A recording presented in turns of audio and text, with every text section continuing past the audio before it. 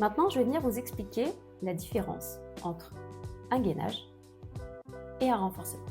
Et je vais même aller plus loin et vous donner un moyen mémotechnique pour vous souvenir quels produits on utilise dans quelles circonstances, et cela vous permettra de vous crédibiliser auprès de vos clientes.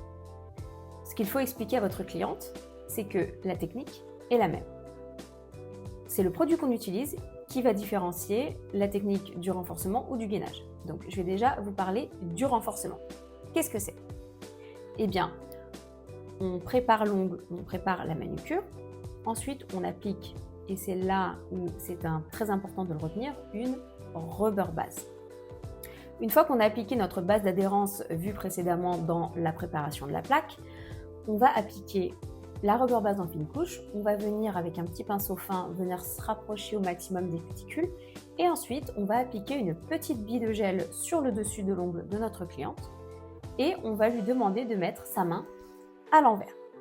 C'est une technique géniale. Elle permet de positionner le gel correctement pour créer ce qu'on appelle un petit bombé, un apex, qui se trouve ici.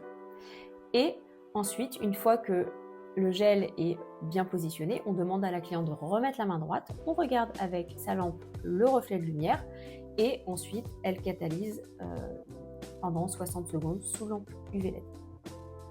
Évidemment, nous allons voir en présentiel cette technique, mais il est important que vous reteniez que pour un renforcement, on parle de rubber base.